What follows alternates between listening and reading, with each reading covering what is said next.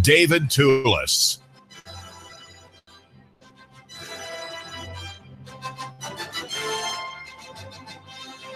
The news is very good that Interstate Tax Charles Toney, in Sessions Court today, Judge Sherry Petty's court, was told that the claims against him by the state, the offended party, in his beating, as it were, the charges against him are being thrown out as not prosecutable, not perhaps winnable, not perhaps just.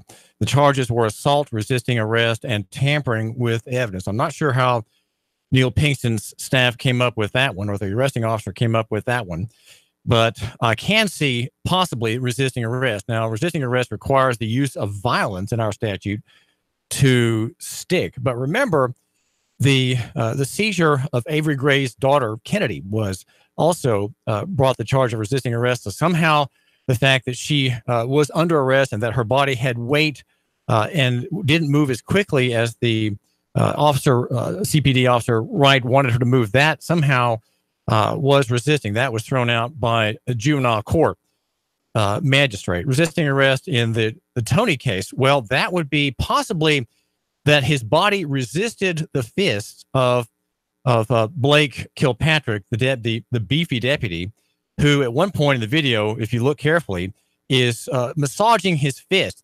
His fist was hurt punching this man. And so that theoretically, one could argue maybe is a kind of resistance. His body resisted, the nose resisted, and Mr. Blake's fist was hurt, and he had to kind of decompress it. It looked like a couple times in the video. The name is David Toulis, and I would say that that's very good news.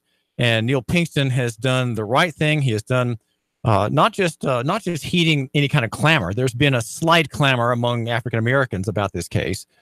I'd say it's slight. It is not enough for my taste.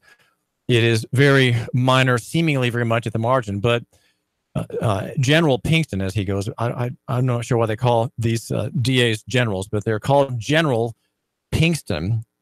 It should be just Mr. Pinkston.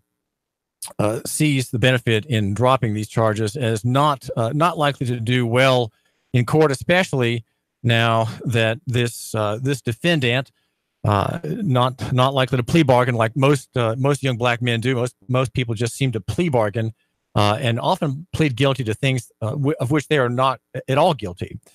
And these charges dropped in Judge Sherry Petty's court this morning, and I did try to reach Interstate Tax by phone, a couple different phone lines, to see if I could get him on the program. And I'm sure he's exulting somewhere, busy somewhere. Maybe he's finally getting that bed rest that at the time, now more than 10 days ago, I suggested to him, you need to rest. You maybe need to submit yourself to medical care, to hospital care for a couple of days with that collapsed lung. I'm not sure how collapsed lungs improve. Maybe you can tell me. 800-8949, 800-8949. The other story I think that is worth mentioning, unless of course you want to change the topic, and you can certainly do that on the David Toulis Show. We often digress, we change topics, we move from one thing to the next without segues, without transition, and that is at 800-8949 if you're in Red Bank, or if you're anywhere else, it's 800-8949. Where you report and the world decides. Mayor Andy Berke is mentioned on P1 this morning regarding the pending demission, the pending departure in 2 years now of Senator Lamar Alexander, the sort of owlish federal senator who's a traditional conservative, part of the mainstream of Republicanism that is bringing the country to disaster. That's Senator Alexander. Somehow, even though I've seen his face for years and years in public service as a member of the press, he still has this sort of clean look. He has this appearance of integrity. And so does Bob Corker. Bob Corker has the same sort of healthy and fresh demeanor. And it seems honest. It seems upright. And I do credit them with that, even though I'm talking here just about appearances, right? We're not talking about substance. We're talking about the way things look, the way they appear, right, in press photos, in interviews, such as the one Bob Corker gave to John Meacham, the historian, at Macaulay, aired I think Sunday evening. The name is David Toulis, and we're here at 92.7 FM and 95.3 FM HD4. Go to my GoFundMe page at GoFundMe, the David Toulis Show. And Mayor Berke. Now, if Senator Alexander departs, which he is announcing that he thought about it, according to the Times Free Press account this morning, on a trip to Canada, a fishing trip, and kind of firmed up his mind, and then chewed on it a while longer, and then made it clear in the past day that he will not be running for re-election. Now, Andy Berke is the mayor of Chattanooga. He's a Democrat, and I'd say that in the point of dealings with Andy Berke that I'm most familiar with, which would be police reform, the mayor has serious problems. He has serious problems, and here's why. We have in Tennessee a very liberal law called the transportation law. It's at Title 55 in the state code, and we have a liberal law and a very illiberal mayor. And it's a little funny to put it that way, but I think it really touches that phrase touches on the truth of the matter in regards to the liberality that I represent. Now, this is David Toulis, my name, and I am a classical liberal. Okay, that means that I'm better than progressive liberals because I think that answers to problems are lococentric and in the private realm. Their problems are to be solved by private mercy, private action, private charity, private initiative, and not by governmental action. Partly because governmental action is always codified. In other words, it's always written out in code. And when you have to follow rules and codes and statutes, you always look backwards. You're always looking backwards, and you can't really anticipate the market conditions. You can't anticipate contingencies, right? Changes in fact bases that the statute doesn't apply to. So how do you deal with something when the statute doesn't apply and it's in the field of control of that law? Statutes are always paid for by compulsion. They are coercive. There are penalties attached for compliance here, penalties attached for fines and fees, and even imprisonment for not doing it just right, or not filling out a proper form. And so we don't really believe that salvation and salvific programs, salvific benefits, charities, and mercies can come by coercion. They just can't. And the power of coercion, the power of the modern state, has been diminished in the public credo, the public belief in it. It is much less than it used to be back in the 70s, and probably at the height of American, you might say, idolatry of the state back in the World War I, World War II era. That was when the federal empire was at its peak, right? And the Americans had won the World War, detonated in terror bombings of Japanese cities, fire melting down from the sky upon innocent people standing on their bamboo verandas that those mornings when the nuclear blast went off. We are a people of threat and compulsion and coercion. And getting back to the point about Mayor Berke, we don't want to have more progressive solutions. Now, the Democrats and the Republicans alike have progressive solutions. Democrats and Republicans alike are socialists. There's a kind of squabble between the image of that socialism, the image of that matronliness or patronliness of these two parties that control as a kind of duopoly, right? They control the political process and they control all the seats in the federal Congress. There may be one or two independents, and there's Bernie Sanders, a socialist, but the rest are of the two parties, and mostly Roman Catholic too. Right? The Roman Catholic control of the federal government is an amazing accomplishment that we can mention another time. But Andy Berke is thinking of maybe running for the seat being vacated by the Republican, so-called conservative, Lamar Alexander. Now, so my analysis of Andy Berke is, having been in the news business most of my adult life here in Chattanooga for 25 years, as a copy editor at the Times Free Press. I held the same job without promotion for 24 and a half years. Think what a slow guy David Toulis must be to be in the same job without a promotion for that long.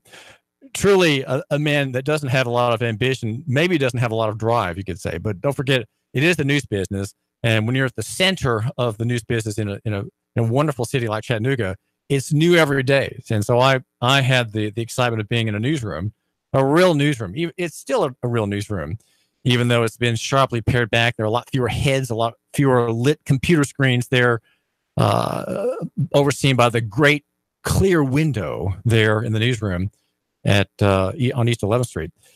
And I have watched Andy Berke as an observer. And so my thinking about him, well, you know what? Let's hear what your thinking is about Andy Berke. Why don't you give me a call? We can give an analysis, and I'll drop my points in as we go. The number is 800-8949, 800-8949. I sent a letter to one of Mr. Berke's city attorneys this morning, dear Keith, and it's a 2-sentence letter aside from the cordialities at the end. Why didn't the Tennessee General Assembly apply Title 55 to private people traveling in their own conveyances on private business, not for profit and not for private gain? Well, of course, the answer is it didn't. Okay, but he may say, well, it did. So the second paragraph says, if you say it did apply it to them, when? That's my letter to Phil Noblett, the city attorney, through his deputy, Keith Reisman. It's a question that touches, and you say, well, what are you talking about? What is all that about? Well, what I'm concerned about is that we have a very liberal law in Tennessee, and Mayor Berke has rejected the liberality of this law. He has rejected it, and he's keeping over the heads of Chattanooga for the past 10 months. For the past 10 months, since February 20. That's 10 months ago.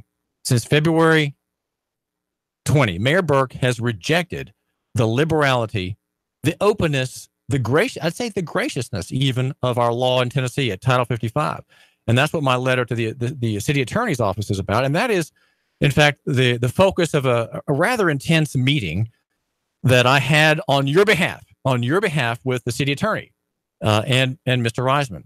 And the question at the meeting that Phil Noblett was gracious and good enough to propose. He was gracious and good enough to propose this chat on a Friday afternoon, 2 Fridays ago, was this statute and the limits in the statute. The statute is controlled by, of course, what are called the rules of statutory construction. These is a legal concept that make it clear where a statute applies and where it doesn't.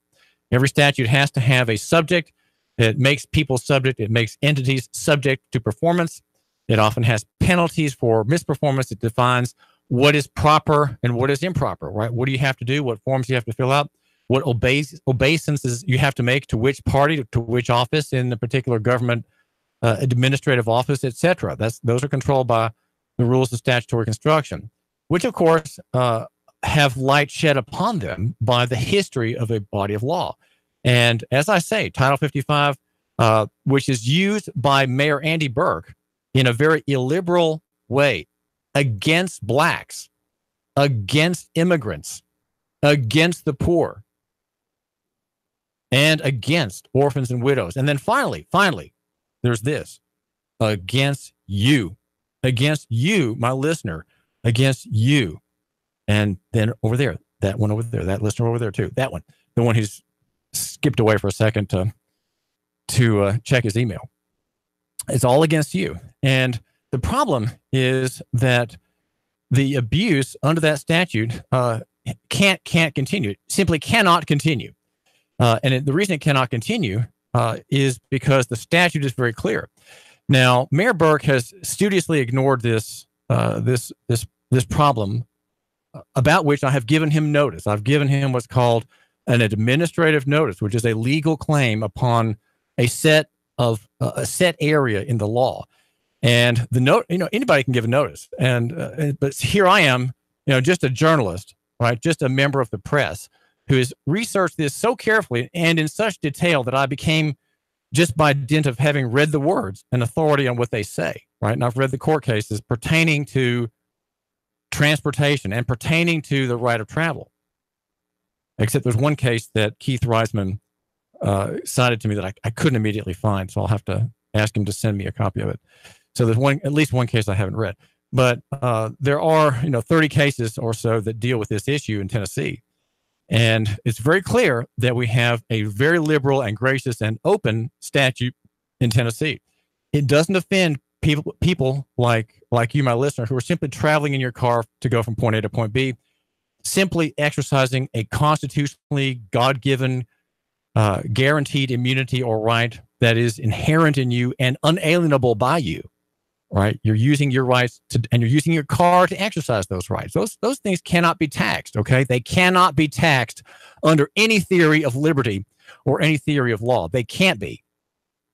They cannot be taxed, and they cannot be regulated, and they cannot be put under any regime of permission or regulation. Period. And that's it. Period. 800-8949, 800-8949. So, what does all this have to do with Mayor Berke, and what does all this have to do with running for the federal Senate? Well, if you go to Nuganomics.com, that's my website. There's a terrific analysis, probably one of my best pieces about the mayor, and it makes mention of several points, including Bruce Katz's book on the new localism. In fact, Bruce Katz was here in Chattanooga, and I got a copy of his book, and I read it. And when I thought about this encounter and my reading of that book, I thought, man, I've written 2/3 of a book review and I haven't finished it. So this is the problem of getting sidetracked when you're in the media. Andy Berke says I'm a member of the media, and I'm using that word to just please Andy Berke, because I'm really not a member of the media. I'm a member of the press. The press is constitutionally protected. And I would say I'm protected under the Constitution in what I'm doing. What I'm doing is absolutely free. It's free and independent. It is an independent and free press here on the David Todayl Show at this most wonderful and amazing radio station, 92.7 FM, Nuga Radio, brought to you by Nuganomics.com. And at Nuganomics.com, there's this wonderful little post that I wrote, and it needs to be updated. But it points out that Mayor Berke, if he just obeys the law, could become a national figure. He could become not just a municipal technocrat, because that is what he is. He is a municipal technocrat, and I would say a lackluster one at that, even though he has remarkable telegenic, interpersonal media presentation skills. He has those in spades. He's very well spoken. He's highly, highly listenable, and very competent in this sort of presentation. And we're talking about Mayor Andy Berke, 800-8949. Now, maybe you want to disagree with him. Maybe you think he's not telegenic. Maybe you think he is not a powerful orator. I'm going to disagree with you on that, but go ahead. You can lay it on me. Lay it on me now. Okay. And the number is 800-8949. So let me just kind of get to kind of make, because I know you want to hear some commercials. We got the best advertisers and the most wonderful sponsors on this show, and they're going to be coming up in just a minute. I know you want to hear this, but before we get to the benefit of marketplace intel, okay, which is what our commercials are, how can we summarize overall the administration of the mayor of Chattanooga doing the things that he thinks are important, right? He thinks that ending oppression of blacks and Hispanics and poor people on the road by police using the statute incorrectly is not a big deal. He's going to let that fly. He's going to let that go. Not a problem. I don't have to worry about that. That's just crank law, right? Crank law. The law itself is a crank, and I have every right to ignore it. And guess what? Andy can say, I've got the Supreme Court on my side. All the court cases are against your position, David. What are you talking about? Our policy in our state is that there is no such thing as the right to travel. It does not exist. There is only transportation. And yet, the mayor can bark at me like that. And I would simply point out, well, Andy, don't you oversee a Department of Transportation here in Chattanooga? What does that do? Well, that maintains the roads, fixes bridges, and oversees vehicles for hire. And I would say, well, Andy, of course, that's exactly right. Your Department of Transportation deals only with people who are involved in the for-hire use of the roads in the city. and they are subject to regulation. The state law is exactly the same way. The state law does not oppress you, my listener, who's just getting in your car and going somewhere, buying groceries or going to church or going to vote or having a lark, right? Going on a lark with your teenage son out for milkshake after he has won the game. That's all private stuff, not subject to that department that's run by Andy Berke and his Department of Transportation. And I would say, Andy, we have a free market in Chattanooga. We have a free use of the road in Chattanooga. Why do you continue to oppress the most vulnerable people on the road through this statute when you don't have authority to do that? There's no authority for David Waddy to impose that title on anybody. You need to stop the oppression now.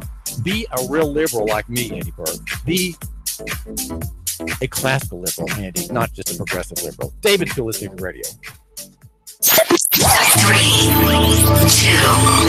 1. Chattanooga Radio.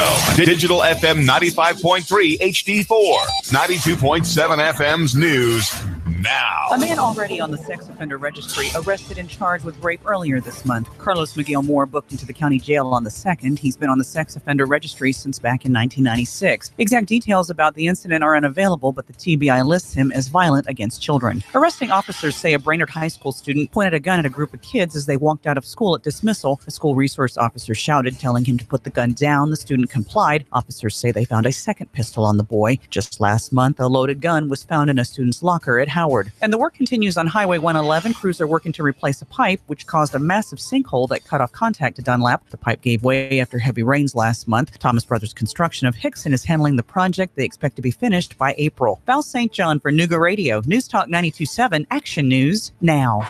Oh, it can happen to anyone. Flat tire, overheated engine, or just a clackety-clack and now you're on the side of the road. No worries, because Doug Yates Towing and Recovery is there 24 hours a day for you. That's right, 24-hour-a-day emergency roadside assistance. And you don't have to accept who your insurance company or your road assistance provider sends you. At Doug Yates Towing and Recovery, we want you off the road as safely and soon as possible. So they'll be there in a jiffy. Doug Yates Towing and Recovery with 24-hour emergency roadside service. Call 800-407-2371. That's 800-407-2371. Online, yateswrecker.com. That's yateswrecker.com. On Facebook at Doug Yates Towing and Recovery, LLC. Doug Yates Towing and Recovery. We don't want your arms and legs, just your toes. Doug Yates Towing and Recovery is a Newga Radio 92.7 First Responder Friday sponsor. To our first responders, Doug Yates Towing and Recovery says thank you. Broadcasting live to over 1 million souls in Chattanooga, the Tennessee Valley, and beyond on frequency modulation 92.7. Jeff Styles. 25,000 watts on digital FM 95.3 HD4. Sean Hannity. CBS Radio News. David Tulis. Streaming strong at NewgaRadio.com. NASCAR. Live on YouTube and Facebook. Newga Radio 92.7. Your home is a constant work in progress. Repaint the walls? Yeah, easy enough. Leaky faucet? There's a video for that. But roof repair? You might want some help. That's where Chattanooga roofing contractors come in. They have 3 generations of roofing excellence you can count on. Leave the ladder in the garage. Go to chatroofing.com. That's chatroofing.com for Chattanooga roofing contractors, a roofing company you can trust. I'm always watching the Travel Channel. There was this one episode shot in the Mediterranean one night. It caught my eye. And the food, wow, definitely wanted to try some of that. Luckily, I didn't need to go halfway around the world. I found Olive Branch Mediterranean Foods right here in East Ridge. East Ridge. They were telling me how the menu's made fresh daily. It's authentic and it's so delicious. Your next culinary trip, not halfway around the world. It's right here, waiting for you at home. Visit Olive Branch Mediterranean Foods, 3992 Ringgold Road. Man, you sure you know what you're doing? Yeah, I worked with my dad on his truck all the time. Just one more bolt to go. Yeah, wrong bolt. Today's truck ain't your daddy's truck. For repairs on today's vehicles, you need Amco Transmission and Total Car Care of Chattanooga on Lee Highway. Stay on the road, not in the garage. Amco Transmission on Lee Highway. Get it done the right way, the Thompson Pet way.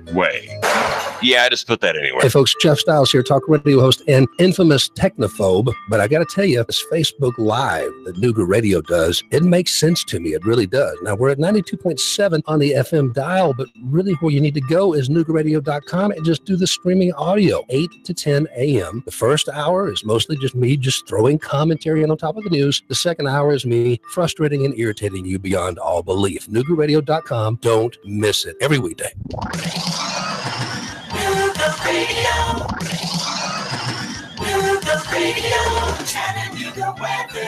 It's got lots of sunshine and good-looking weather out there for your afternoon. Highs near 55 tonight. Fair to partly cloudy. Chilly again, lows 35 to 37. For Wednesday, another dry, pleasant day. Becoming partly cloudy. Highs upper 50s with cloudy and rainy weather for Thursday. Celebrate Christmas and New Year's with Dixieland Fireworks. Locally owned with the largest selection around. A Black Cat dealer now with great stocking stuffers. Dixieland Fireworks just off I-75 on Ringgold Road, East Ridge. And I'm Sorgene Wells, Chief Meteorologist, Pastor 4. The Radio 92.7. Now, the smartest guy with a bow tie in Chattanooga, Tennessee, David Toulis. Truly thankful to God that I can be here and provide you the public service, which is our charter here at 92.7 FM, and that is to provide a public forum, a civic value, the value of communication, the value of connection. That is what our station is all about. It is about connection, bringing people together and having them have a vision of our area. You could say, more practically speaking, a vision of Chattanooga. What kind of Chattanooga do we want? Can we all think in the same way about the future, about injustices in our city, about things that are unequal, that really maybe could be made more equal, about systems that oppress one group and keep them poorer than they might otherwise be? You know, we'll always have the poor with us. That's something the Lord Jesus promised, that we'll always have poor people with us. But are poor people somehow made poorer because of structures and customs and rules and regulations and interventions in the market by well-meaning people, well-meaning Christian people even, who worship God on Sunday and count on their salvation in this life and the next on the atoning blood of the Lord Jesus, but who nonetheless manage systems which are blindly, to them, blindly oppressing others, and no one can quite see how the hand of the man who folds his hands to worship and pray on Sunday, that same hand on Monday at the office sends off memos that end up decapitalizing, oppressing, offending, complicating the troubled life of some poor person downstream. Right? That's what we have. We have systems that have become so large, so interconnected, and so dependent on systems of compulsion and coercion, that is to say law, that we no longer see anymore the damage that threats, compulsion, coercion, and policing bring in unison against ourselves, against us, and against the other people here in town. Chattanooga is a microcosm of the nation at large. The problems in Washington that have been allowed to fester, that have gone on and on, thanks very much to the noble leadership of Lamar Alexander, the tremendous courage of our former mayor, Bob Corker. Those same problems of crony capitalism, debt capitalism, fiat-based money management by the Federal Reserve System, which is an unconstitutional leviathan, that system is replicated here. All the evils that we can see operating in Washington operate here, right here in Chattanooga. And I think Mark West, in the last 3 or 4 years, perhaps prior to his resignation from the Chattanooga Tea Party a couple days ago, saw that, and I think it's been very, very helpful for him to see and in fact argue for lococentric solutions, Nuga-centric responses among people, let's say, who are conservatives, who would be the constituency of the tax party, the Tea Party rather. Think locally and act locally. You know, the mantra among the progressive environmentalism advocates would be think globally and act locally. Well, we see the global problems of cartel economics, of sort of feudalistic capitalist philanthrocapitalism, that kind of thing. We see the fruits of that here. Can we fight it here? And my argument is that we can, and we don't have to be impotent. We don't have to be indifferent. We don't just have to say, well, I can't quite see how these things work out here. Washington is important, so I just need to keep it tuned into CNN, right? I need to keep tuned into NPR so I'll know what's going on, right? I want true and accurate reporting about what's happening, so I need to stay tuned to Fox News, right? The people who tune into Fox News are the same people, they have the same worldview as those who tune into NPR. We have national problems, and only by my being well informed about them by these news outlets, so-called, right? Can I make a difference? Can I be more useful to my hometown? Well, the problem with that is that the more you pay attention to the national narrative out of Washington and out of New York, the less consideration you'll give to our meager city council or our threadbare mayor, Andy Berke, who I'd say probably, if I were going to rank him, well, I guess, what kind of grade does he get? Okay, well, here I get into trouble. I'm going to get into trouble by giving him, a C+ or B-. I don't think that's really helpful, because you have to understand what the presuppositions are that go into a grade. Okay, a grade according to whose standard? His own standard, or a grade according to my standard? Well, a biblical standard, a constitutional standard. What about a grade according to municipal ordinance and city charter standard? What about that? What about that framework? Some I'd say you'd have to kind of first identify the standard before the grade means anything. But on some by some measures, I'd say that Andy Berke has had a fair presentation. Again, it seems to me, because he has truly done me the favor for refusing to talk to me, and I take that as a blessing. That Andy Berke has refused to call me. He has refused to respond to emails. He's refused to respond to requests for a meeting. And of course, about the amazing story in August when Mayor Berke named David Roddy as the chief of police. He banned me from attending this event. It was a public event.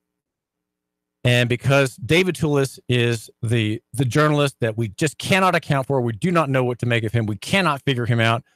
We dislike him, and we're sort of scared of him, because there is this journalist who reports and editorializes in Chattanooga. We are going to have our event not in the front of the police compound, which is, by the way, designed in a famous Marxist style called the International style. And it's also called, the style of architecture of that building is called brutalism. Just by the way, just incidental detail, the same architectural style that goes into the monstrosity called the Chattanooga Public Library, the same style. The mayor had a public event, but he had it inside where he could block me, where his PIO, the public information officer, put his hand up. Don't think he touched me, but he put his hand up and said, "You're not going in there. This event is a public event, allowable, and we're allowing the press, or we're allowing the media in, and you are not a member of the media, and so you are excluded from this event." And of course, we made the usual FB post. We are still on FB today. We're still on Facebook, but we did that, and I went back to the station, and my show, of course, was a very warm program that day, following this rejection, and if you follow the press at all in Chattanooga, which I hope you do, you'll realize that my story about that event was the most favorable to Mayor Berke, and perhaps the most intelligent. It had more in it than the TFP story, and probably had a few more words than the Times Free Press story, but it was really a better story because it pointed out that Mayor Berke had a reform agenda, a slight one. I won't say it was a strong one, but he had one. And he made it the centerpiece of his speech. And somehow everybody else talked about this event and reported on it, but didn't actually say what he said in the speech, which I did. And I of course, I wrote my report based on the TV coverage and the Facebook Live feeds from the TV stations here. So it is as if I was there. But of course, I didn't have to have a chance to ask the annoying question, the dumb question that David Toulis is famous for asking. I asked the dumbest questions. And those are the ones that just make me impossible to deal with. And so I'll say this to say that I've had the advantage of being kept out of the loop from Mayor Berke. But that has an advantage, okay? And here's the advantage. That I see the administration just like you do, okay? I have no special access. I have no special insider privileges. He has not met with me to give me the inside scoop of all his wonderful administrative doings, right? He hasn't given me detailed analyses of the housing problem, the affordable housing menu of choices that he is working over, or the Women's Council, right? Or advances in our tech sector and the Edney building. I haven't heard about that. And what Mayor Berke thinks about Bruce Katz's analysis of the new localism, which has some serious problems in it because it's not a free market analysis. I didn't get that. What about various crimes and sins of commission and omission by Mayor Berke's police department? You know, I don't even ask anymore. I don't even ask for comment because I know that there will be from the PR office in his third floor headquarters, there'll just be a stony silence. And so I have the advantage of being blackballed, if you will. And that is that it gives me no more insight into his doings than you have. So my analysis is really one that you could offer. And in fact, I offer it to you as a complimentary gift. It is my insight into his doings is no better than and no worse than yours. It's just on par with yours. The same access you have. You read the newspaper, you watch a bit of TV news, you read press releases, and so do I. We're in the same position. And so my analysis, though, has one main point that I offer you as a gift, as kind of an extra, a bit of gem work there on the platter, sparkling on the side there next to the vegetables. And that, of course, is my proposal for overturning the status quo in Chattanooga in favor of oppressed people, in favor of I start here with our former slave population, African Americans, formerly in chattel slavery by Caucasians and other people, with the blessing of the Christian church. This is something that has shocked me, and my source for this is Joel McDermott's very important book, and that book is called "The Problem with Slavery in Christian America: From American Vision." It is an essential reading for you, my listener. It's called "The Problem of Slavery in Christian America." Now, Mayor Berke has not offered much for the city. He has not really offered the kind of government that I would expect from the chief executive. And I would expect from the chief executive affinity and fealty and connection and favor of the people through the city council. Now, the city council is the people's body. And Mayor Berke does not favor city council. He does not apparently like city council. He does not seem to care for the work of the people through their legislative branch.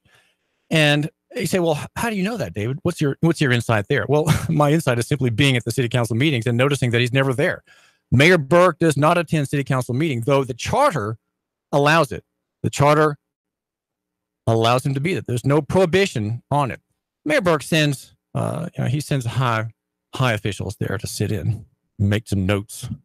And sometimes there is an executive branch person there to answer questions from the council on a purchase, perhaps. But the mayor himself does not condescend to deal with the people whose ordinances he enforces, right? He is the executor of the people's ordinances.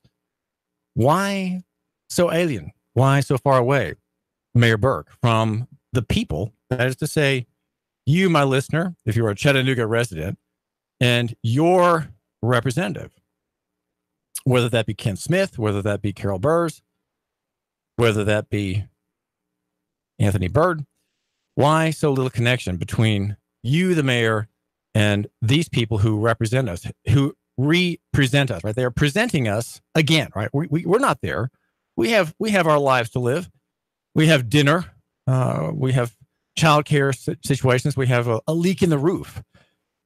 And tonight after work, I'm going to crawl up in the attic and see if I can maybe patch it until I can afford to get the roofer and to come to my house. Maybe there's something I can do just temporarily. So I got to do that tonight because we've had a leak in our front room by the door. That's where the leak is. And the towel is still there, though the rain has stopped. The towel and the plastic food container is still there with a little bit of water in the bottom. It's still there.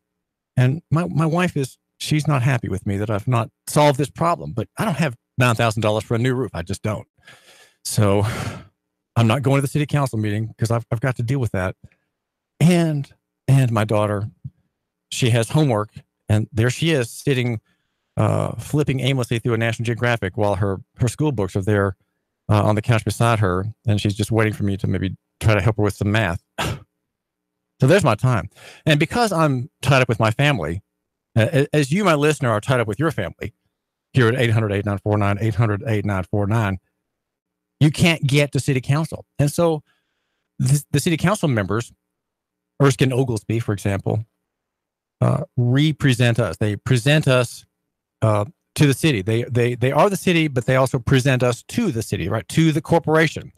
They are the heart. They are the democracy, if you will, of the city of Chattanooga. And so they represent us, and we expect them to look out for us and to care for us and to, as Marie Mott will tell you, to minister to us. If we were a French town, there would be in the office of the Le Mayor, there would be ministries of health, ministries of transportation, ministries of education, ministries of the elderly, ministries of women, right? If the town's big enough, it'll have all kinds of ministries. And that is an accurate presentation of what the civil authority does. It is a ministry, though I would say, just by the way, a footnote here, that truly biblical government, truly godly government would have minimal civil authorities doing these things. It would have maximum private solutions, private care, private ministries, churches, hospitals, schools, all in the private sector.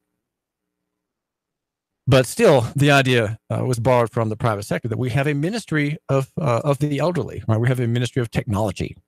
We have a ministry of shipping, right? And socialist governments have all adopted the private vocabulary and the private model, but given charge to bureaucrats, unelected bureaucrats who have guns on their hips, who have statutes to enforce, who have fines that they can levy, who have authority to make demands on you.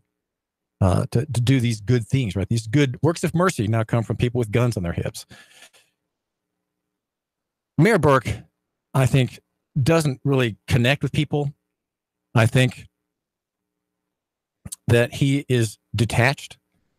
I think that he maybe connects through TV screens. He may connect on Facebook ads with people through that very limited, thin gruel of communication, because that's all it is, a very thin soup indeed. He's good there. He beat Dave Crockett, the leading statesman in Chattanooga and Hamilton County, in the mayor's race by a tidal wave of digital advertising from a gigantic budget, simply gigantic. You could be in the bathroom and Andy Berke would have an ad for you as you're scrolling through your Facebook feed. It would be there. The same ad would play over and over again. The one about having solved the homeless problems for veterans. I remember seeing that about 50 times. There was no way of escaping. You Google Dave Crockett and an Andy Berke ad pops up first. So he had the best young Democrat, technocrat minds in service of his campaign. In the Terminator movie, I think the second one, there's the new model Terminator who transforms and metamorphoses himself from steel, a fungible, mobile adaptable steel that shapes itself into, in a demonic fashion, people, right? The woman on the phone, the police officer, he changes himself to be these other people. And somehow in my mind, the technocratic prowess of Mayor Berke is like that creature who shifts his shape. He can be a floor, he can be a monster, he can have swords, he can be a woman, all by design, all from an internal power to adapt and change his shape. That is something of how Mayor Berke won. Though Dave Crockett did, I think, very well, even though he was very old style and believed in the power of press conferences and the like, which of course don't work anymore, right? We're supposed to believe. But we have a liberal law in Tennessee, the transportation law, and we have an illiberal mayor. And I have been after Mayor Berke for 10 months under the Transportation Administrative Notice Project, which he has ignored. And I just want you to know one thing. Every day that Mayor Berke ignores the statute means that the notice comes more and more plausibly into use by people like you in your court case, in your traffic case, and in your lawsuit against the officer for oppression. Any cop that imposes Title 55 on a private user, if that private user knows what he's thinking and knows what he's doing, he has a defense. He has the grounds for a lawsuit, a tort oppression lawsuit of action done in bad faith against that individual. So what I do, I don't give legal advice, but what I do is I say, officer, I'm traveling under administrative notice today, and I make no statement. That's my answer, the short form. I'm traveling under the notice, and I'm making a statement. And so if you're going to arrest me, go ahead. Go ahead and injure me, because you can't have a claim in court unless you get injured first. That's how you get your $25,000 or $105,000 in chancery. David Tulis, Nigger Radio, 800-8949.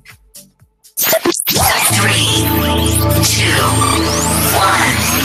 Chattanooga Radio, Digital FM 95.3 HD4, 92.7 FM's news now. A man already on the sex offender registry arrested and charged with rape earlier this month. Carlos Miguel Moore booked into the county jail on the 2nd. He's been on the sex offender registry since back in 1996. Exact details about the incident are unavailable, but the TBI lists him as violent against children. Arresting officers say a Brainerd High School student pointed a gun at a group of kids as they walked out of school at dismissal. A school resource officer shouted, telling him to put the gun down. The student complied. Officers say they found a second pistol on the boy. Just last month, a loaded gun was found in a student's locker at Howard. And the work continues on Highway 111. Crews are working to replace a pipe, which caused a massive sinkhole that cut off contact to Dunlap. The pipe gave way after heavy rains last month. Thomas Brothers Construction of Hickson is handling the project. They expect to be finished by April. Val St. John for Nooga Radio. News Talk 92.7. Action News now. Sean Hannity, weekday afternoons from 3 to 6 p.m. on Nooga Radio, 92.7 FM. Nooga Radio 92.7. Nooga Radio, Chattanooga weather. It's been lots of sunshine and good-looking weather out there for your afternoon. Highs near 55 tonight. Fair to partly cloudy. Chilly again, lows 35 to 37. For Wednesday, another dry, pleasant day. Becoming partly cloudy. Highs upper 50s with cloudy and rainy weather for Thursday. Celebrate Christmas and New Year's with Dixieland Fireworks. Locally owned with the largest selection around. A Black Cat dealer now with great stocking stuffers. Dixieland Fireworks just off 575 on Ringgold Road, East Ridge. And I'm Sorgene 12, Chief Meteorologist, Master 4. Nooga Radio 92.7. Have a car wreck in Tennessee? Why hire an Alabama billboard lawyer for your car wreck? You'll never, ever meet that guy. Warren and Griffin work here, live here. You get to know them. You have a car wreck? Call Warren and Griffin. 265-4878, 265-4878. And let me tell you, they've got a killer thing going on right now, the Hands-Free Tennessee petition to save lives and make our roads safer. Put down your cell phones and just drive. Hey, you. Yeah, you. This is your sandwich speaking. Yeah, your sandwich. And you know, you can't find me any place but the Mad Philly Sandwich Shop. Mad Philly Sandwich Shop, just off 153 on Shaliford Road. It's in the little plaza. Hey, check out these buns. Yeah, they're Amorosa. All the way from Philly. So bite me. You want a real Philly cheesesteak? Check out my meat. Throw some cheese on it and grilled onions. Oh, yeah. Now that's what I'm talking about. Only at the Mad Philly Sandwich Shop, where you'll always get the real taste of a Philadelphia cheesesteak. Plus hoagies, burgers, sandwiches, salads, fresh cut fries, tater tots, and other stuff. Mad Philly Sandwich Shop, just off 153 on Shaliford Road, right across from Mountain View Service Center. It's in the little plaza. Hey, come on, we're waiting for you here. So just shut up and eat it. Even if you like your job, there are some things that can drive you nuts, like the anonymous coward who steals your lunch from the break room fridge, or maybe Tyler, the IT guy, who gives you that condescending look when you tell him that your computer is acting up again, as if somehow it's your fault. You put up with these clowns every single day. But what happens when you've had enough? That's the day you decide to retire. At least that's the hope, right? But will you be able to retire? Can you afford to retire? That's why you need to talk to Ron and Christy Adams at One Family Financial. They can't do anything about Cody, that moron who heats up fish in the microwave, but they can strategize with you on how to get the most out of your 401k or pension, how to grow your money without losing your shirt in the market, and how to help make your money last in retirement. Talk to Ron and Christy today about whether you'll be ready to retire when you finally had it with seeing Ethan walk out of the bathroom again without washing his hands. Gross. Call Ron and Christy Adams at One Family Financial, 423-710-2009, 423-710-2009.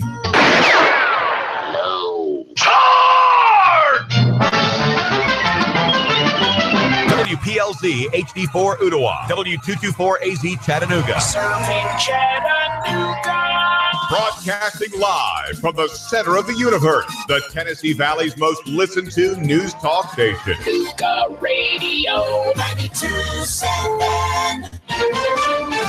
This is CBS News on the Hour, sponsored by ZipRecruiter.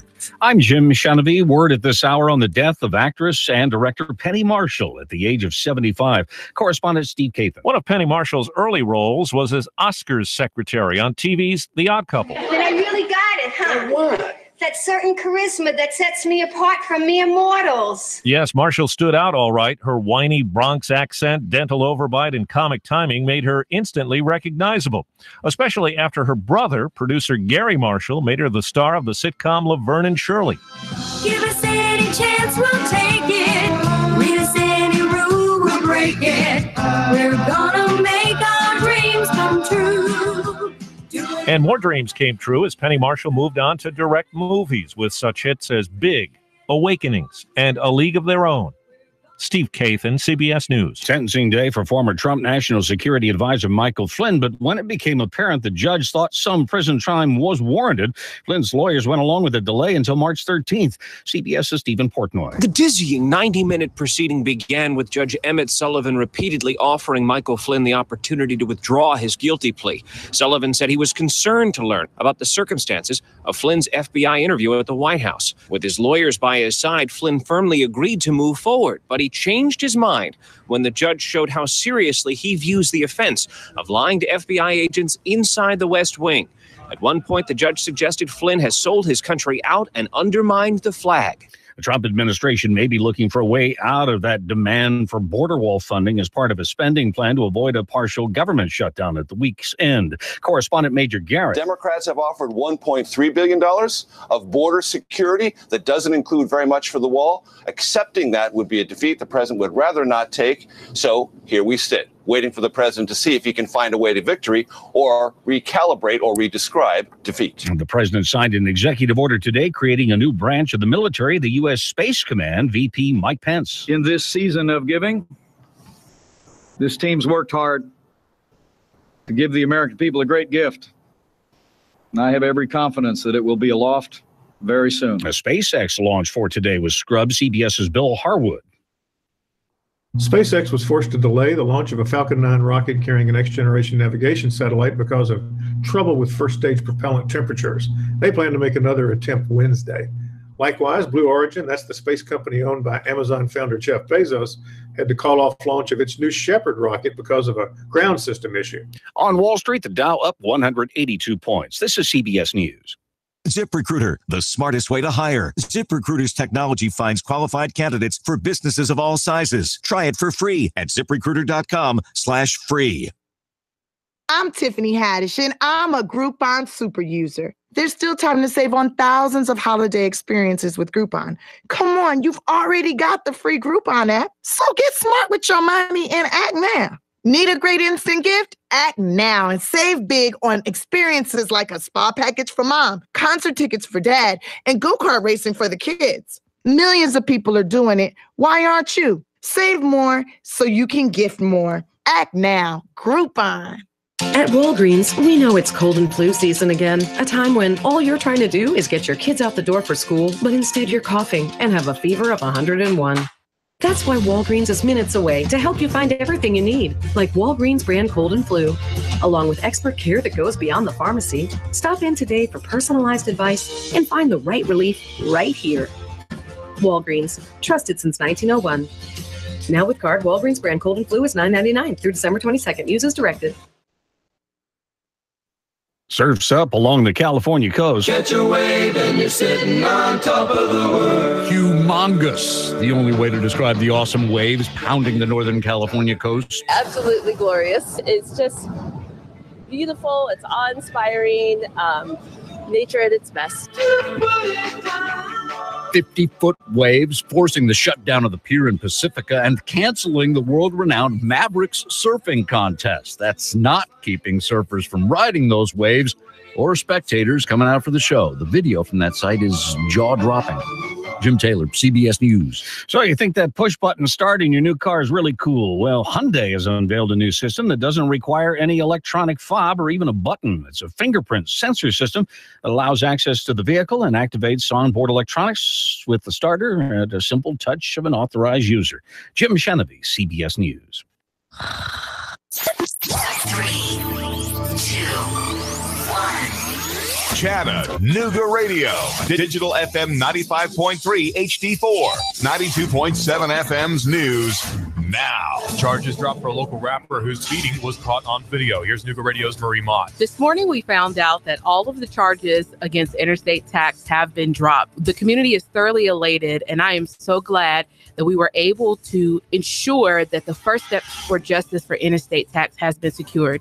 We are still pressing forward for the officer to be fired and indicted on criminal charges. Charles Toney, also known as Interstate Tax, was beaten by a sheriff's office deputy, and it was all caught on video. He appeared on Marie Mott's show to break the story. Police are investigating the death of a 9-month-old boy. Reports say that EMS performed CPR on the child at West 37th Street before he was taken to the hospital and pronounced dead. The Violent Crimes Unit and the SVU are investigating the death of this 9-month-old boy. Russell Stroud, Nooga Radio News Talk 92.7 Action News now.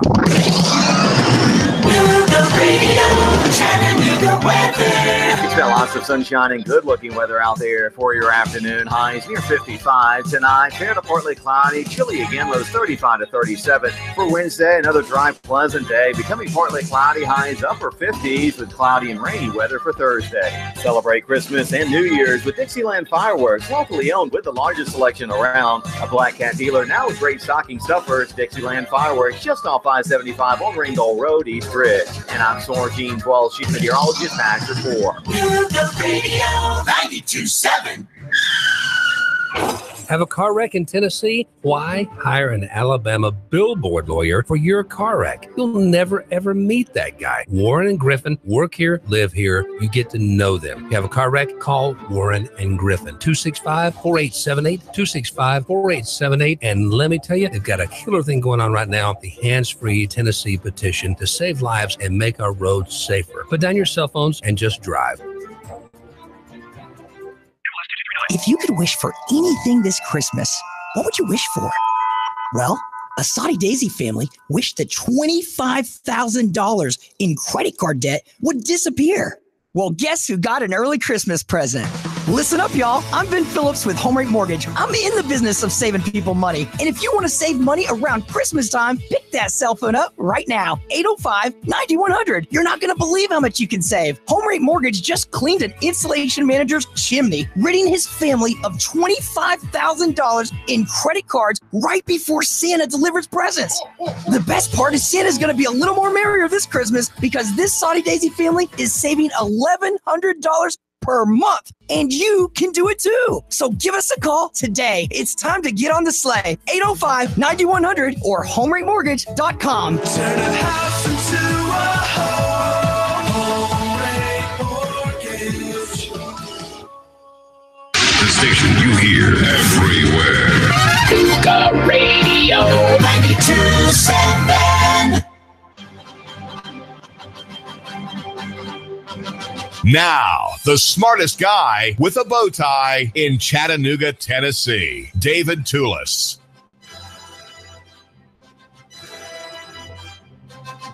I do hope to meet the description there, smartest guy with a bow tie. Now, I say bow tie because I actually wear them, and that limits the category of comparison. So you don't wear bow ties. You can be, by tuning into my show and dropping in on Jeff Styles in the morning, you can be the smartest guy in your neckwear category, whether it's just an open collar shirt, whether it's a long tie, whether it's a bolo, Texans bolo neckwear, or maybe you're wearing a T-shirt, maybe a sports shirt, or some other kind that's midway, like an SUV type car, a crossover type neckwear.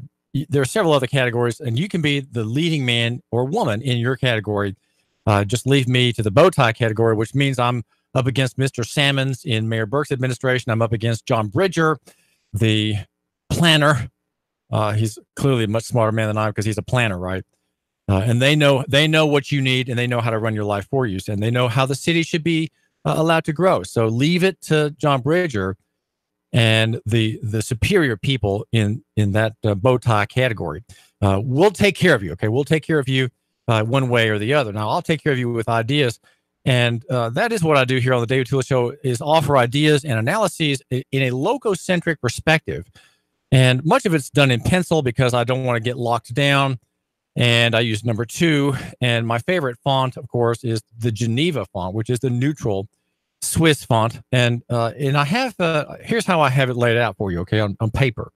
That near is better than far, small is better than big, and simple better than complex. And in the footnotes, now we're at 5-point type. We're keeping the Geneva font, which is the neutral font. Personal is better than corporate, and physical is better than abstract. Brought to you by Nuganomics.com.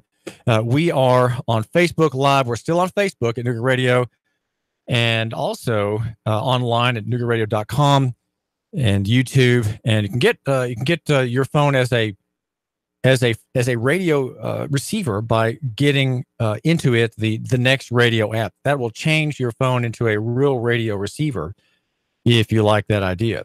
And the name is David Toulis. You report and the world decides is my slogan. And I want you to participate in keeping me apprised of things that are happening, particularly in the way of state intervention into our liberties and into the marketplace. Because state interventions always have a cost, often hidden and secret costs. Now, one listener of my show is a man far, far away, and he would say that yes, this is an intervention that I'm thinking about, that he is thinking about too, into the privacy of our lives here in Chattanooga and Hamilton County and points beyond. He's in Peoria. His name is Steve Brandt. He's 63 years old. He's a retired mechanic for semi-tractor trailers, and is the father of 4 children, ages 25 to 38. And he had one child who died. I don't know the age of that young person before her decease. But Steve, you think that the state government in Peoria, Illinois, and even here in Tennessee, Chattanooga, is intervening in the marketplace, particularly in an area of liberty which is called communication. Also, the movement of people back and forth on the roads. What is your take on this intervention? Well, as far back as I can research and what I've learned, the first few states that required any kind of licenses or anything like that was Massachusetts, Missouri, and Rhode Island. And in Massachusetts in 1907, they required a license for commercial drivers, but they did not require anybody until 1920 outside of truck drivers and commercial drivers to even have a test for driving. And in Missouri, they required a license in 1903, but they never required a test until 1952. So at Rhode Island, it was 1908 for them to test drivers. But South Dakota here's the good one for South Dakota. They didn't require a license until 1954, and then they waited till 1959 to require a test for having a license. So all these years, all these decades, 5 decades, people were driving cars and trucks and stuff, and as far as the people went, outside of commercial activity, they weren't required to have a license nor even take a test. So the premise that everybody should have to have a license isn't done under anything other than the abstract of being under commerce. And even if you look at the Illinois vehicle code statutes, under the definitions of commerce, it includes transportation. So even in the state's own codes, they define commerce as transportation. So transportation, even back to Thomas Jefferson, back in one of his first inaugural messages to Congress, he even referred to a tax as being specifically to carriages and licenses. So the whole premise of these licenses is nothing more than to gather revenue.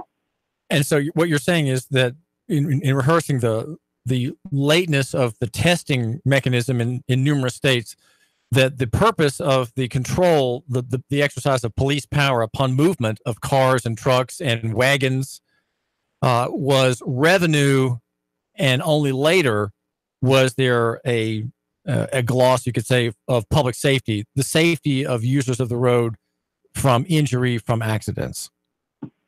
Right. Well, I'm using South Dakota as the perfect example of that. I mean, they didn't require a license until 1954. And in 1959, they decided that they was going ahead and start requiring tests for people. So obviously from their 1900 until 1954, not all states required even a license nor even had testing. So how possibly could that be for the form of safety? And the Murdoch versus Pennsylvania also even states in there that you can't convert a liberty and tax or charge a fee to exercise it. And there's many court cases that prove that the right to locomotion is a liberty, and everybody's entitled to it. Now, mind you, yes, they want you to do it safely. Yes, you do it as safe as possible, but that falls back into the category here is what is the sole purpose of forcing people to have a license and charge them? It is for control. It's nothing more than be able to control it, but they've put everybody in the same category as acting under commerce. And you're basically saying that. One benefit, Steve Brandt from Peoria, Illinois, one benefit to the state of having these regimes is that you reduce the standard of probable cause for an arrest. In Tennessee court cases, an arrest is when the blue lights come on. That's called for Fourth Amendment purposes an arrest and seizure. You are seized when the lights come on. And when the cop pulls you over with his lights running and he has arrested you, in fact, though he will tell you you're not under arrest. Okay. But anyway, you are being arrested. The basis, the legal authority for that is not probable cause or a warrant. He hasn't seen you commit a crime like a rape, a robbery, or a beating, and which are common law crimes. In Tennessee, it's under Title 39. And so he he doesn't have a warrant for your arrest, and he does not have a warrant to search your car for a specific item or product or good. So how does he stop you? Well, he has a reduced standard that enables his authority to kick into action. And that standard is the transportation law, which makes infractions, mere technical problems sometimes, the basis of a criminal stop. You're stopped criminally in Tennessee because you have a light out, or you did not use an indicator, or you have a front lamp out, or you have a crack in your windshield, maybe your muffler has got a hole in it and you're making too much sound, too much noise. These are all pretended crimes, though they're simply oversights, they're simply mechanical difficulties, they're simply problems with machinery and light bulbs and what have you. They're not real crimes, and yet they have access to you, Steve Brandt, the man in the car, through the transportation law, giving them access to people when they're very vulnerable. People who are traveling are vulnerable. You know, they're trying to get somewhere, they're on deadline, it's late, they have children in the car, and so on. And so they're in a vulnerable situation. It's like a highwayman stopping people on the road, and that is bad. Let me ask you this: do cops abuse the traffic statute, and against what type of people would you say, Steve? Do they most abuse their authority? Yes, they do, because first of all, a traffic infraction is not a crime. A traffic infraction is a motor vehicle code violation. That's one of the first things that people need to realize is they are not crimes. Because in order for there to be a crime, you must hurt somebody or damage their property or whatever. A code violation is not a crime. Now, how they use that is they're to uphold and enforce the laws. Okay, and they can use suspicion. Give you an example. A friend of mine was driving through the town, and he was pulled over. And he asked why he was pulled over.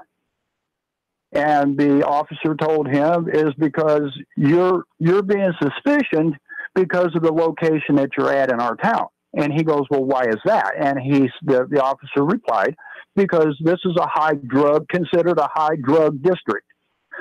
So merely just being in an area, the officer has, because of laws, statutes, and codes, the ability to stop you over whatever. And that is where you're going with this, is because they keep creating laws. And the black community does get attacked more with these stops because of all these codes and suspicions and everything else. So yeah, you're exactly right. Well, there was a study that was published just about 3 weeks ago in Nashville regarding traffic stops there. Blacks are disproportionately arrested, disproportionately charged, and disproportionately even put into jail if they don't sign the citation. And and that is the chief of police says, well, this is just policy and it's not racist. It's just the way things end up. And so increasingly in our country, the traffic encounters by police of people who are not criminals, they've done nothing wrong, is coming under greater suspicion and greater public dislike. I think people are looking for a way out about that, Steve. Now, let me ask you this: what is your are you not joining me in being a crank? Are you and am I not just a pair of kind of fusty cranks, irksome people who are just throwing up these problems for people to think about? And maybe we should just be quiet and go along with everybody else. Maybe we're making too much of nothing. Maybe you have too much time on your hands now that you retired from being a mechanic, serving semi-tractor trailers, and you're spending too much time on the internet. And really, you're just espousing theories that are of no account. How would you deal with that kind of objection to your analysis, Steve? No, I'm not a nut job, or I don't wear an aluminum hat. I don't have antennas. What I've got now is time to get knowledge. Everyday people are too busy to understand what's going on. It's not that I should just comply. and complied to the orders.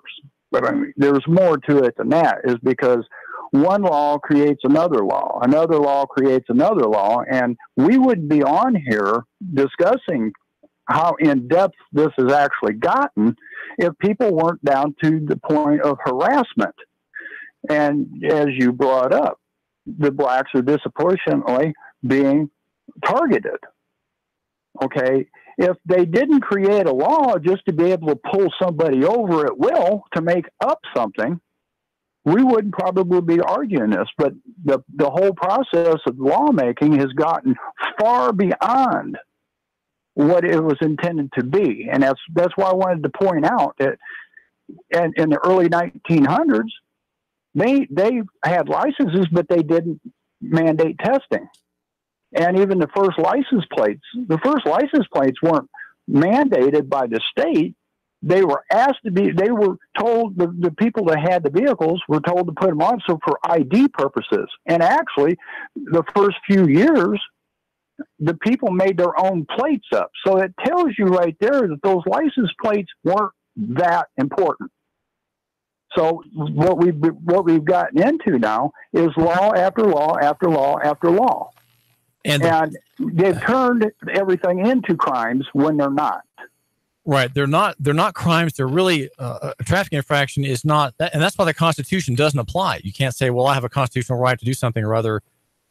If you are involved in transportation and you have a driver's license and you're subject to that statute, there are no constitutional rights in that matter, more or less, because you are involved with the state as a kind of business partner. You're involved in an activity that the state claims control over, and you've applied and paid the fee and fill out the form to be involved in that activity. You have permission to do it. It's called a license. And then you have the proof of the payment of the tax, which is the plate that's updated every year. In our state, it's about $29 to buy a renewal sticker for your tag.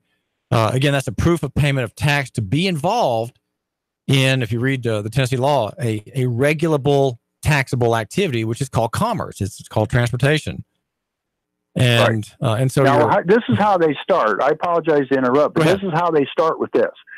When people go to buy a motor vehicle, buy a new car, they're at the dealership. What the dealership has, they do not have a title there. What they've got is manufacturer certificate of origin, which shows where that car was built, what company, what city, what was built on that car is all in that MCO. Well, when you buy that car, that MCO right there, now, after you fill out the transaction and payments and stuff for that car, that MCO goes to the state from wherever you're buying that car. The state takes that MCO and turns it into a title. The very first name on a title is of the state. It's above yours. So now the state under you. Under what? Say that again. I didn't hear you. Steve, say that again. You blacked out on me. What was that again? The state's name is over yours. It's called usufruct. Go ahead. Usufruct. And then what happens is you're being told that you need to have that car registered.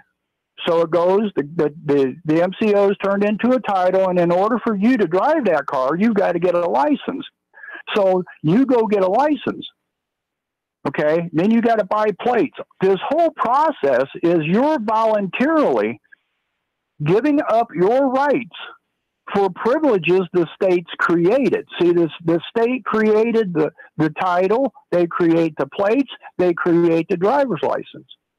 In order for you under law to travel, you're now having to give up your rights through licenses and fees. Well, let me ask you about this process, Steve Brandt in Peoria. You're one of my listeners. I do appreciate your tuning into the program. And since you seem to have thought about this more than another listener that I have, I thought I'd maybe talk with you about your observations. How does the listener who's concerned about this, how does he block the process? When you buy a car from a dealership, how do you?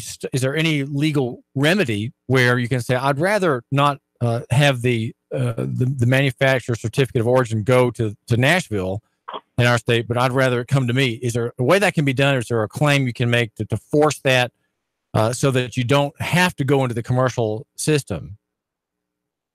Well, you have to, first of all, that car has to be re-registered. And it has to be re-registered under what's called consumer goods. Because the courts have already ruled that a person's vehicle or automobile is part of equipment of consumer goods. See, when the state got the MCO, they turned it into a certificate of title. A title for that automobile is now a motor vehicle.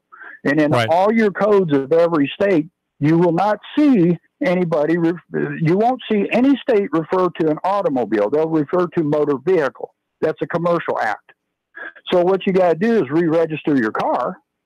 You have to resend your driver's license and signature. And that's very hard to do. They're catching on to people understanding what these states have done. Well, I know what you're saying is true. You have to re-register. I know what you're saying is true because there's a case out of New Hampshire called National Shawmut Banks versus Jones in 1967, and the Supreme Court pointed out in that state that because that state had adopted the Uniform Commercial Code, that cars were personal, family, or household. Was an object for personal, family, or household purposes. And the decision is rather hard. I didn't really understand it very clearly, but it seems to say that, well, it is a category of property. A car can be in that category of property and not in the state-controlled, state-owned motor vehicle category of property, which is subject to regulation because a motor vehicle, as you point out, is puts that car, that personal property, into the stream of commerce as an instrumentality, an object in commerce, serving the great American commercial enterprise.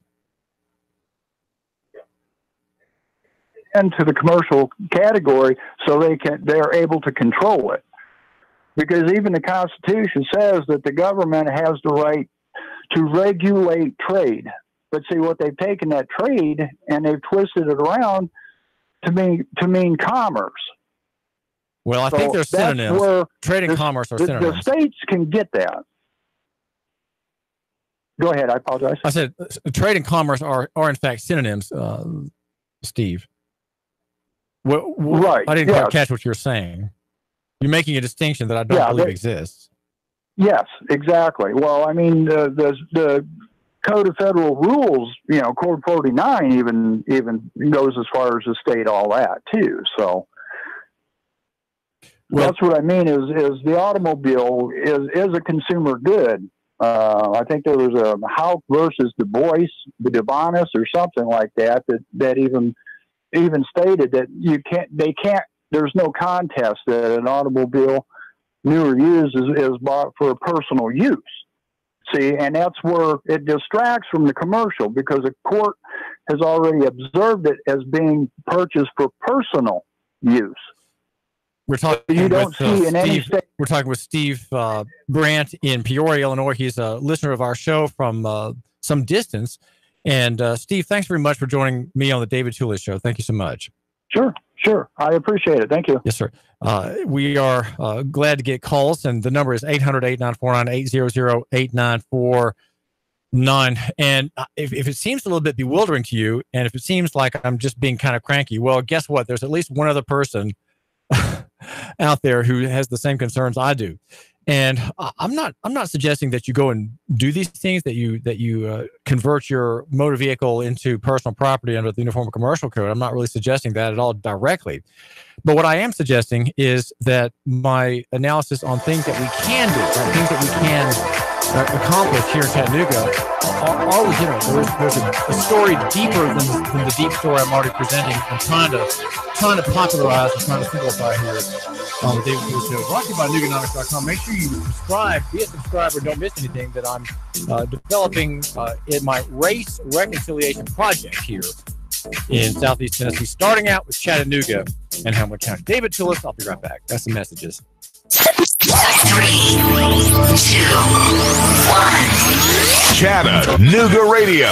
Digital FM 95.3 HD4. 92.7 FM's News Now, a man already on the sex offender registry arrested and charged with rape earlier this month. Carlos Miguel Moore booked into the county jail on the 2nd. He's been on the sex offender registry since back in 1996. Exact details about the incident are unavailable, but the TBI lists him as violent against children. Arresting officers say a Brainerd High School student pointed a gun at a group of kids as they walked out of school at dismissal. A school resource officer shouted, telling him to put the gun down. The student complied. Officers say they found a second pistol on the boy. Just last month, a loaded gun was found in a student's locker at Howard. And the work continues on Highway 111. Crews are working to replace a pipe, which caused a massive sinkhole that cut off contact to Dunlap. The pipe gave way after heavy rains last month. Thomas Brothers Construction of Hickson is handling the project. They expect to be finished by April. Val St. John for Nuga Radio. News Talk 92.7. Action News now.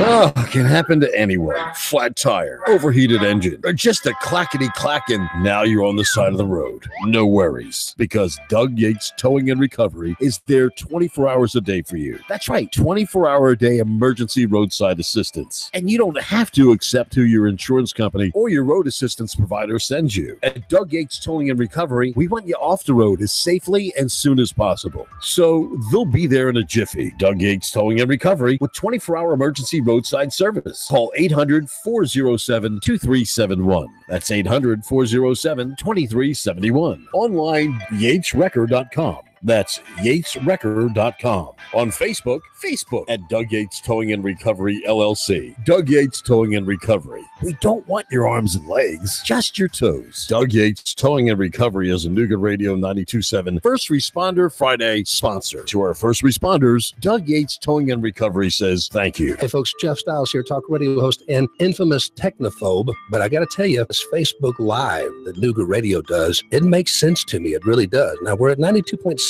on the FM dial, but really where you need to go is nugaradio.com and just do the streaming audio, 8 to 10 a.m. The first hour is mostly just me just throwing commentary in on top of the news. The second hour is me frustrating and irritating you beyond all belief. nugaradio.com. Don't miss it. Every weekday.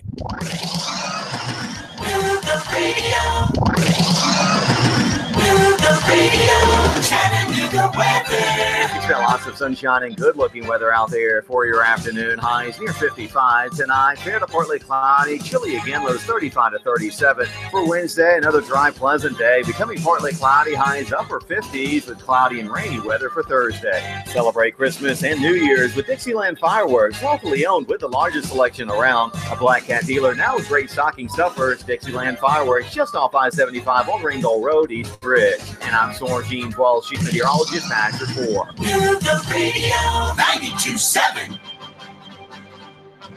Now, the smartest guy with a bow tie in Chattanooga, Tennessee, David Toulis.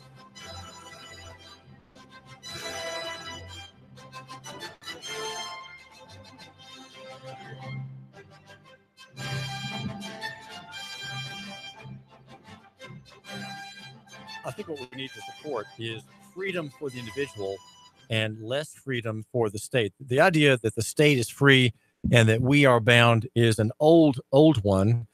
And there were advocates of that position as far back as 1500, even 1400. There's a quote from an academician named Glumpovitz, quoted by R.J. Rushdoony in his book, Christianity and the State. And he makes a very frank statement about where freedom needs to reside. It does not need to reside in the individual. It is a folly to think that individuals can be free. They can't be free, and they should not be understood to be free. That man, he says, is a free being. The man is a free being is pure imagination, he says. The premise of unalienable human rights, he says, rests upon the most unreasonable self-deification of man and overestimation of the value of human life, and upon a complete misconception of the only possible basis of the existence of the state. This fancied freedom and equality is incompatible with the state, and it is a complete negation of it. So in other words, for there to be freedom, there cannot be the state. The modern state, of course, as we understand it to be, is a totalitarian and authoritarian and total system. It has to own everything. It has to control everything. And all of life has to be subject to it. Even though the state may be at some point just drumming its fingers and letting you alone, you are getting away with something only because it's busy doing something else, or it's a little tired, or it needs to hire some more personnel and it can't get to you. So it's thumping the tabletop there with a forefinger and thumb and middle finger, just because it just hasn't gotten to you, but it's giving you leave and grace right now to do what you want. And so that you have to understand that it does have that authority. And I know at the beginning of the Christian school movement and the homeschool movement in the 1970s and 1980s that and there was a war in this country against Christianity, and homeschooling, of which I've been a lifetime advocate and devotee, had its origins in fire.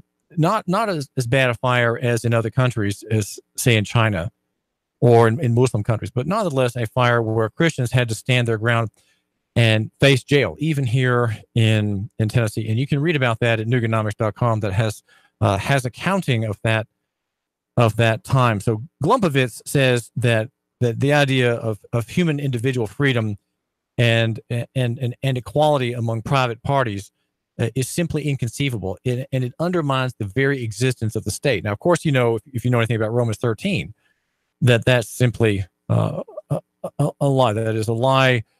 And what humanists have done for hundreds of years has been to reduce the claims of the church and reduce the claims of Christianity, of God himself, upon areas of human activity and endeavor. And if you're going to be a man who controls other people, who makes yourself very wealthy, of course, in the process of doing that, but you, with your great ideas and your great program, want to have charge of over a whole society, or a whole country maybe, or even of a whole international system, you are going to have authority, and you're going to have to just hope that people understand your good intentions, and you're going to run things. And of course, our national government and even our state government have taken that role for themselves. They have great freedom, and you have virtually no freedom. That's why policing is a picture not of protection, not of security.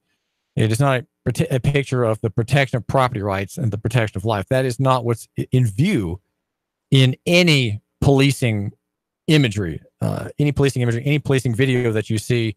More and more likely, of course, those videos that you see are about some abusive encounter, some cop stealing a woman's child from her breast, that kind of thing, or some African-American teenager being thrown off of a bike for not speaking properly to an officer standing next to his cruiser there on that street in Alabama or Texas.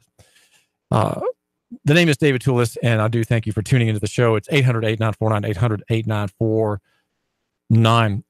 Chattanooga City Council is meeting tonight. Now, what do you expect is going to happen?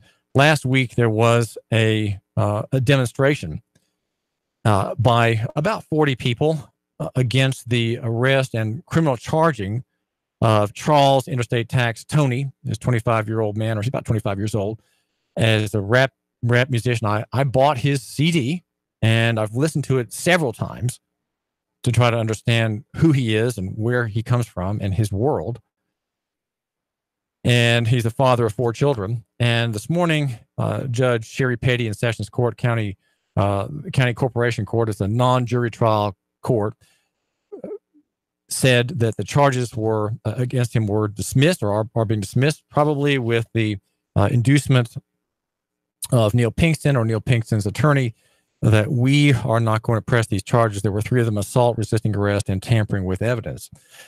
And there's more work to be done, as Marie Mott points out. Now, Marie is a young woman I would like you to tune into. Okay, she's every weekday at 11. She is a wonderful young woman. She's 30 years old, minister's daughter, came from an intact family. Remarkable in our day to have both parents together and rearing you and your sister, and I think she may have a brother, rearing the children in a godly home. So we have someone who has a remarkable background and a very strong background, though she's kind of a fragile person. Marie Mott is. She has incredible strength. She has a ferocity that is unmatched in Chattanooga, a ferocity and a kind of a moral claim with many biblical antecedents. a moral claim upon the heart of the people of this city and an interest in their well-being. So tune into her show. It's every weekday right here at 11 o'clock. You have Jeff Stiles in the morning, and from 8 to 10, we have Donna Christian Lowe at 10 right here, and then Maria's at 11. So these are all wonderful people to tune into. We have here, I think, something really remarkable at this press platform. We are not members of the media. We are members of the press. City Council is meeting tonight, and I'm not sure what to say by way of expectation. I plan to be there, though I've told myself I need to really focus on getting people like you to sponsor my show. I'm looking for sponsors on my show, and for a very reasonable rate. But I think maybe I should just skip doing some journalism this week and work on that. But I told Confederate Mike that I will be going to City Council, and if there's anything to write about or report on, I will do that. But I'm trying to do business this week. But what's going to happen, do you think? Well, we can be sure that Mayor Berke will not be there. He continually is not there. And it's not really out of deference. I think it's just sort of disengagement. And there is in our city, in our government, there is a, I guess you could say, laissez-faire, which means, of course, in French, to let to do. To let to do is laissez-faire. Usually that term is made to apply to free market economics, right? Free market systems are laissez-faire. You let live, you let do, you let things go, you let the market take care of itself. That's a generally a very good concept. Of course, when that concept was interfered with and sort of enhanced, or you might say weaponized, by Darwinian evolutionary thought, it became predatory. We have a predator economy, and let the strongest survive. That's also called laissez-faire, and I don't think that's quite just. Where the law, there is not equity, there's not justice. That is not laissez-faire in the older sense, the older classical liberal sense, which I would say I represent that perspective. The predatory capitalism we have today, state-based capitalism, cartel capitalism, oligarchalism, these are systems where the elites run the economy, right? Through their Federal Reserve systems, through their too big to fail banks and so on. Now, City Council is not, it's not really a deliberative body like it needs to be. And of course, say what it needs to be, it's just kind of silly. It's just sort of editorializing. And I don't want to fall into the kind of platitudinous commentary that you get from Pam Sohn at the Chattanooga Times, or Clint Cooper at the Free Press side of the newspaper. The editorials are just so platitudinous. They're just so conventional. I kind of don't want to do that. So maybe I should avoid saying that something needs to be done or something. Let's just back off from that whole premise. Let's not say what needs to be done, but let's just say what the lack is. There's a lack of deliberation. City Council, which heard last week the objections by mostly African Americans about police abuse, by sheriff's deputy abuse, handled that matter, I would say, negligently. The members were not careful in thinking about body language and not thinking about how to present myself as someone who has ears and eyes and a heart. Had any one of them, had Darren Ledford, for example, come down and talk with these people, or had Carol Burrs, who's the great skilled lawyer in negotiation, right? Non-judicial arbitration. That's what Carol Burrs does in her living. She's about making peace, right? Why did Carol Burrs why did not Anthony Byrd come down into the throng and just take it? Just take it. Rather, this I'm remembering now from last Tuesday, they just kind of packed their papers up and went out the back doors, and that they have every right to do that. They had dismissed the meeting early. They cut the meeting off. They cut off their own meeting, denying the privilege of others to speak from doing so, from having their 5 minutes at the podium. They're on the right side, of course. On the left side, if you're on the dais looking down at the people address you from the left side where the podium is. And the meeting broke up when Erskine, the man on the right there, gave a brief speech, and that set off the people's chants and cries for justice for interstate tax Toney. And the council then gavelled the meeting shut. So they should have said, well, we'll have order first, and then we'll have our protest. Okay, but the council was effectively bullied by the sense of people not keeping the decorum. And now that you could say, well, they deferred to the people on that. They did the right thing. They respected the people and shut the meeting down, since the people could not be contained. They could not be corralled. They could not be made to order. There were only 2 or 3 officers there. They could not possibly have stopped the noise making, the chanting, the holding up of signs. And the police had been told not to cause trouble, right? Not to make a demonstration of force. And so the city council ended the meeting soon and did not let people who had topics to address on other matters, other topics to address, did not let them speak. Those people will have to wait another week. They have to wait till this week. There probably won't be such a demission of the meeting tonight. It won't end that way. There will not be a protest. There may be people thanking city council for what it said, perhaps by way of sympathy last week. But city council is not really a deliberative body. There are committee meetings. There are meetings that are held prior to the 6 o'clock public meeting. All the meetings, of course, are public, but there are committee meetings and the like, hearings that happen here and there. But there seems to be very little thinking about the city. There seems to be very little poetic interest, very little, I say, moral claim that these people have upon the city as itself, upon the idea of Chattanooga. And that's what I think might be better to have in the way of replacements of these office holders. People who want to project an idea of what the city is. You know, we have the gig city, right? But the city council doesn't even believe that. And we know the city council rejects the idea of the gig city because it bans the use of the internet in Chattanooga. City council in Chattanooga bans the use of the internet in Chattanooga. Well, how so? How so? I use the internet every day. Well, you cannot use Airbnb nor any other platform that brings visitors from other countries and other cities into your house through a private arrangement for a rental of your house or part of your house for a day, a week, 2 weeks.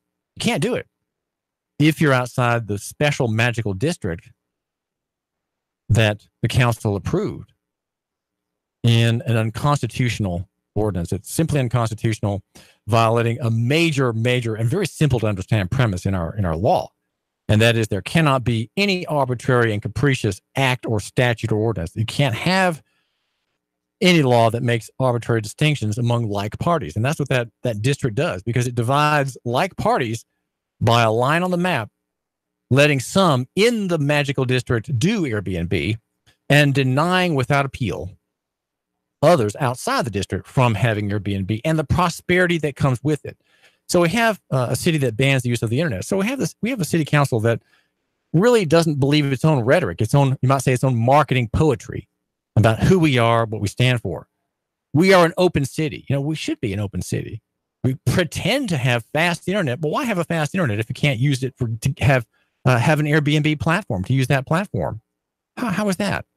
Uber gets to operate here. What about Airbnb and other? There are dozens of other platforms like that, which, get this, the city's Department of Economic Development scouts out by a contractor, scrapes the internet, takes screen grabs of people marketing their houses privately on the internet and sending them dunning and demanding letters that you have to do this and you have to do that and you're not in the district, et cetera, et cetera. Narrow-minded economic bigotry, if that ever existed. We need to have people on the city council. Here I go again. Let me put it this way. Maybe we should have on the city council a group of people who like to talk more and who like ideas and who want to discuss the problems in our city. Those problems are, I say, brought in probably the most painful way to the public mind by police. Police, a retrograde institution from the slave days, right? Slavery brought about police in our country, especially in the South. a retrograde executive branch arbitrary operation now, as I'm pointing out, violating Title 55. But the police department is under notice that it has to stop violating that law. So we have an organization that's funded by the city, $75 million in tax money, and many officers are put in personal jeopardy because they're told you got to enforce the traffic law on people who are not involved in traffic. You have to enforce the transportation statute at Title 55 under people who are not involved in transportation. So we have problems like that, but also probably more significantly are these police abuse cases. I think of Avery Gray. I think of the cop. We're in the middle of a cop outbreak, by the way. We had one this summer. Diana Watt, Avery Gray, the Jesse Parker raid with the ATF. I mean, Alan Trumbo, Desmond Logan. I mean, all those broke at about the same time. The man accused, though not charged, accused in rapes as an officer. How can that be? And then we have the Benjamin Dessalines case as well. A man accused of rape, no, I'll back up. I'm accused of some sexual felony. The most recent one. So we have the Noah McLemore case, which Marie Mott had first. Marie Mott is bringing attention to this matter because Marie Mott wants to change this. What about you? What about your representative on city council? Does your city council member care? It's funny. Your city council member does not read my website. Isn't that funny?